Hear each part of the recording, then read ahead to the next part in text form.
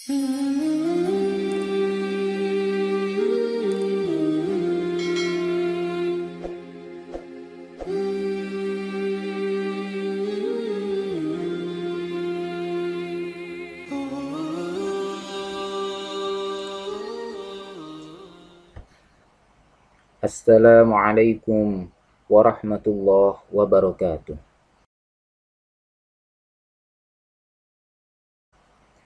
Alhamdulillah, alhamdulillahilladzi hadana subulas salam wa afhamana bi syari'atin nabiyil karim. Ashhadu an la ilaha illallah wahdahu la syarika lah, dzul jalali wal ikram.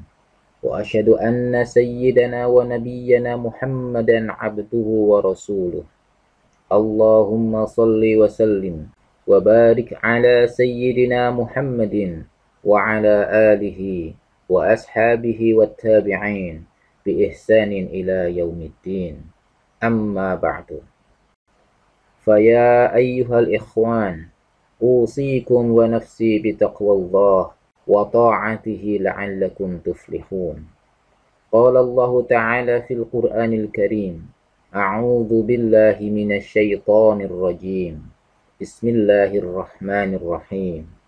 يا أيها الذين آمنوا اتقوا الله حق تقاته ولا تموتن إلا وأنتم مسلمون. Ma'asyiral muslimin rahimakumullah. Mengawali khutbah pada siang hari yang penuh keberkahan ini, khatib berwasiat kepada kita semua, terutama kepada diri khatib pribadi, untuk senantiasa berusaha meningkatkan kualitas keimanan dan ketakwaan kita kepada Allah Subhanahu wa Ta'ala, dengan melakukan semua kewajiban dan meninggalkan seluruh yang diharamkan. Hadirin jamaah salat Jumat rahimakumullah. Di antara kewajiban hati adalah bertawakal kepada Allah, yaitu bersandar dalam segala urusan kepada Allah. Wajib bagi kita bersandar kepada Allah, karena Allah lah pencipta manfaat dan mudarat, serta pencipta segala sesuatu. Tidak ada yang menimpakan bahaya dan memberikan manfaat secara hakiki kecuali hanya Allah. Jika seorang hamba telah meyakini hal itu, maka dia akan bersandar kepada Allah dalam urusan rezeki dan keselamatan dari berbagai macam bahaya. Jadi, tawakal hakikatnya adalah percaya sepenuh hati kepada Allah Ta'ala.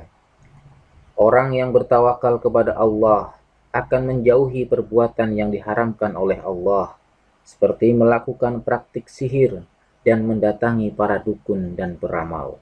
Karena Nabi Shallallahu Alaihi Wasallam telah bersabda, "Man ata kahinan aw arrafan, fasaddaqahu bima yaqulu, faqad kafara bima unzila ala Muhammadin."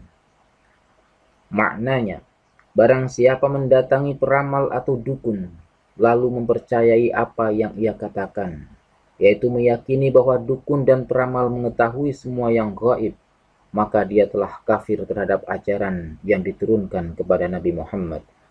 Hadis riwayat Al-Hakim.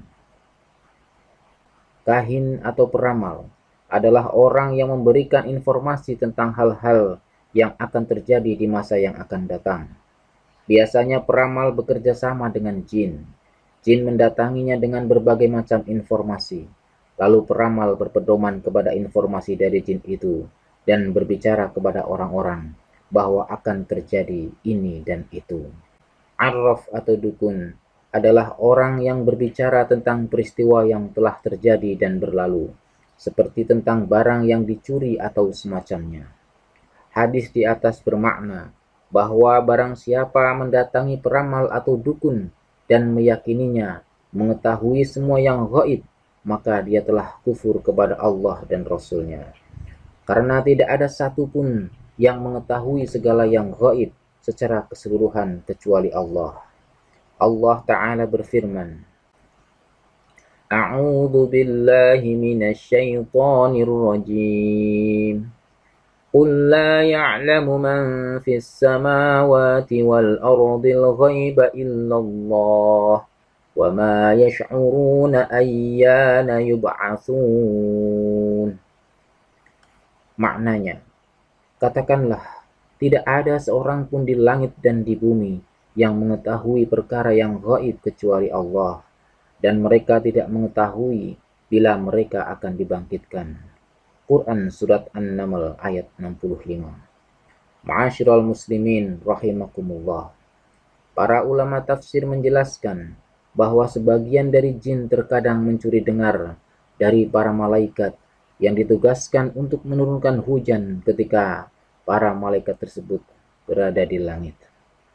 Para jin naik ke sebuah tempat dan mencuri dengar ketika para malaikat sedang berbicara di antara mereka tentang peristiwa-peristiwa yang akan terjadi, seperti kematian seseorang, kelahiran bayi, diangkatnya seseorang menduduki jabatan tertentu, atau dipecatnya seseorang dari sebuah jabatan, dan hal-hal lain yang Allah beritahukan kepada para malaikat.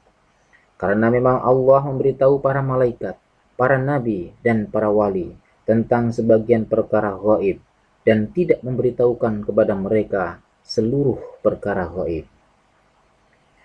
Sesudah para jin tersebut mencuri dengar dari para malaikat, maka mereka turun ke bumi.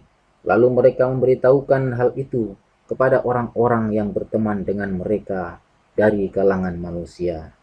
Karena yang dilakukan oleh para jin itu adalah mencuri dengar, maka apa yang mereka dengar bisa jadi sesuai dengan apa yang dibicarakan oleh para malaikat, dan bisa jadi tidak sesuai. Banyak salahnya ketimbang benarnya. Hadirin rahimakumullah, marilah kita waspadai juga orang-orang yang mengaku mampu menghadirkan malaikat dan roh orang yang telah meninggal. Padahal kenyataannya yang mereka datangkan adalah jin. Roh orang yang bertakwa tidak ingin kembali ke dunia, meskipun mereka menguasai dunia dan seluruh isinya. Sedangkan roh orang kafir berada di bawah kekuasaan para malaikat penyiksa. Jelas para pembohong tersebut tidak akan mampu menarik dan merebut roh orang kafir dari para malaikat penyiksa. Jadi yang datang ke hadapan mereka tiada lain adalah jin yang dulu mengetahui keadaan orang yang telah meninggal itu dan hidup bersamanya. Mungkin jin korinnya atau jin lain yang mengetahui orang tersebut sehingga ia berbohong dan berkata, "Aku adalah rohnya si fulan." Hadirin jamaah salat Jumat rahimakumullah. Marilah kita mendekat kepada para ulama yang sebenarnya, yaitu para ulama yang betul-betul menjadi pewaris para nabi, yang sanad keilmuannya bersambung hingga Rasulullah Shallallahu Alaihi Wasallam. Dengan menimba ilmu dari mereka, kita akan mampu membedakan antara ulama yang sebenarnya dan yang hanya mengaku-ngaku sebagai ulama, padahal sejatinya ia hanyalah seorang dukun atau peramal. Hadirin rahimakumullah, kita tidak akan memiliki timbangan syariat tanpa menimba ilmu agama dari para ulama ahlus sunnah yang terpercaya. Setiap kita menghadiri majelis-majelis ilmu agama, maka akan semakin kuat timbangan syariat di tangan kita. Seseorang yang mempelajari dan memahami ilmu agama dengan baik, maka ia akan mampu membedakan antara yang baik dan yang buruk, antara yang terpuji dan yang keji, antara yang halal dan yang haram, antara kekufuran dan keimanan, antara kiai dan peramal, antara ustadz dan dukun, dan antara ulama dan penyihir. Ma'asyiral muslimin rahimakumullah. Demikianlah khutbah singkat pada siang hari yang penuh keberkahan ini. Semoga bermanfaat dan membawa barokah bagi kita semua. Amin ya rabbal alamin. Aqulu qawli hadza wa astaghfirullaha li wa lakum fastaghfiruhu innahu huwal ghafurur rahim. Alhamdulillahi wa kafa wa usalli wa usallimu ala sayyidina Muhammadinil Mustafa wa ala alihi wa ashabihi ahlil wafa. Ashhadu an la ilaha illallah wahdahu la syarika lah wa ashhadu anna sayyidina Muhammadan abduhu wa rasuluh. Amma ba'du. Faya ayyuhal muslimun, usikum wa nafsi bitaqwallah. العلي العظيم واعلموا أن الله أمركم بأمر عظيم أمركم بالصلاة والسلام على نبيه الكريم فقال إن الله وملائكته يصلون على النبي يا أيها الذين آمنوا صلوا عليه وسلموا تسليما اللهم صل على سيدنا محمد وعلى آل سيدنا محمد كما صليت على سيدنا إبراهيم وعلى آل سيدنا إبراهيم وبارك على سيدنا محمد وعلى آل سيدنا محمد كما باركت على سيدنا إبراهيم وعلى آل سيدنا إبراهيم في العالمين إنك حميد مجيد اللهم اغفر للمسلمين والمسلمات والمؤمنين والمؤمنات الأحياء منهم والأموات